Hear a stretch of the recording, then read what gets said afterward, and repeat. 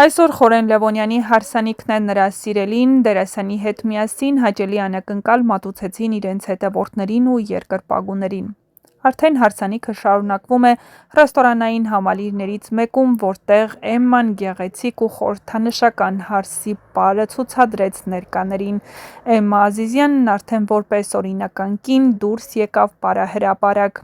Նա պարզապես չէր պարում, նա իրենց սիրո պատմությունն էր պատմում, նրա շարժումները վեհ էին ու նրբագեղ, կարծես ամեն քայլին իր հետ բերելով անցյալից գողտրիկ պահեր և ապագայի հանդեպ հուսալի վստահություն։ Նրա աչքերում փայլում էր մի լույս, որը ոչ մի լուսավորիչ չէր կարող ապահովել, դա էր կնոջ ներքին սերը, նվիրվածությունն ու կյանքի այս նոր էջի երջանկությունը։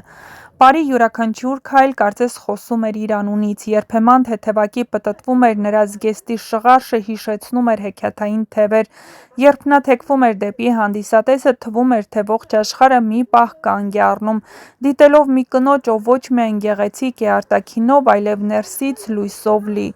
Խորենի հայացքը անկյունում նստած ավելի բարձրաձայն էր, քան ցանկացած երաժշտություն։ Այնուհետև Խորենը մոտենում է սիրելիին, դա հիացմունք էր, հպարտություն ու մի փոքր հուզմունք։ Դա այն տղամարդու հայացքն էր, ով գիտեր ընտրել ոչ միայն գեղեցիկ կնոջ, այլ նաև մի հոգի, որի մեջ ապրում է արվեստ, նրբություն ու ուժ։ Երբ պարն ավարտվեց, մի պահ լռություն տիրեց, ոչ ոք չէր ցանկանում խաթարել այդ գեղեցիկ զգացողությունը, բայց հենց հաջորդ վայրկյանին ծափահարություններն ու հետաքրքիր բացականչությունները լցրին սրահը։ Մարդիկ ոչ միայն տեսել էին պար, նրանք զգացել էին սեր շարժման մեջ։ Էմմա Ազիզյանի այս ներկայացումը դուրս էր հարսանեկան տիպիկ արարողակարգից։ Դա մի յուրահատուկ պահ էր, երբ հարսը դառնում է բեմի թագուհին, իսկ հանդիսատեսը նրա հույզերի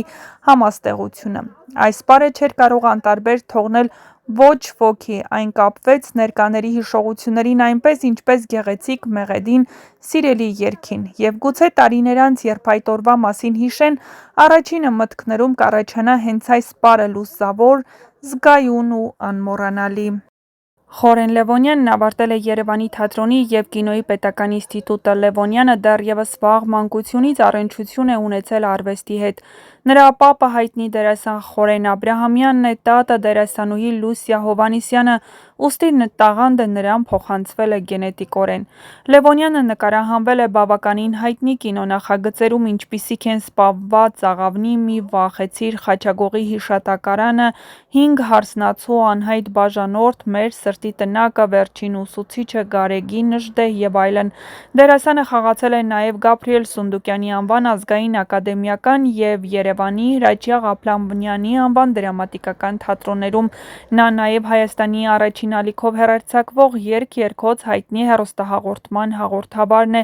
Լևոնյանը վերջին տարիներին իրեն փորձել է երաժշտական ասպարեզում։ 2021 թվականին Իշխան Ղարիբյանի և Տիգրան Աթայանի հետ թողարկել է հույս ռոք բալլադների ալբոմը։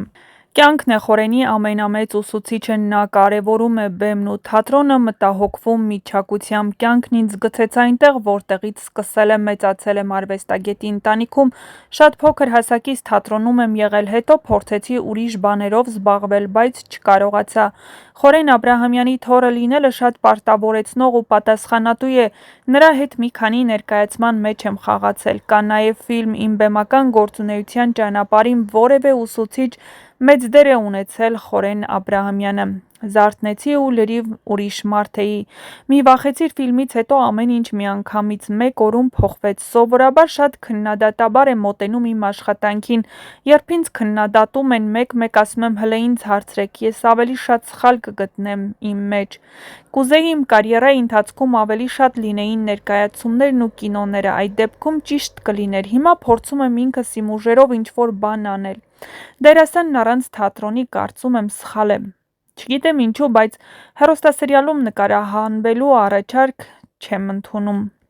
Դա հարց է, որ ուզում եմ պարզել, ես դեմ չեմ, ամեն մի երևույթ եթերում ապրելու իրավունք ունի, բայց պետք է դրանց կողքին լինի ավելի արժեքավոր ու լավ արվեստ, որը հակակշիռ կլինի այդ ամենին, մարդիկ ընտրության իրավունք կունենան, այդ դեպքում բնականաբար մարդը կցանկանա ավելի լավ արվեստ տեսնել, մյուսների ռեյտինգը կնվազի ու կամաց կփակվեն, մենք ցավոք սրտի այդ կողմը չունենք, մարդկանց է կախված թող նայեն, թող չնայեն դեմ դուրս գան, բայց թող լինեն սերիալները, դերասանները խաղան, աշխատեն, եթե իհարկե դերասաններ են, սերիալներում, որ վերջերս տեսնում ենք, դերասաններ քիչ են լինում, այստեղ չեն ուզում, դուրսն են ուզում, երևի ավելի լավ, շուտով նոր համագործակցություններ կլինեն արտերկրում, այստեղ հստակ առաջարկներ, դեռ չգիտեմ ինչով է պայմանավորված, շատ դերեր կան, որ կուզեի խաղալ, բայց չեմ ուզում շատ անկեղծանալ, դեռ տարիներ առաջ իր հարցազրույցներից մեկում ասել էր սիրված դերասանը.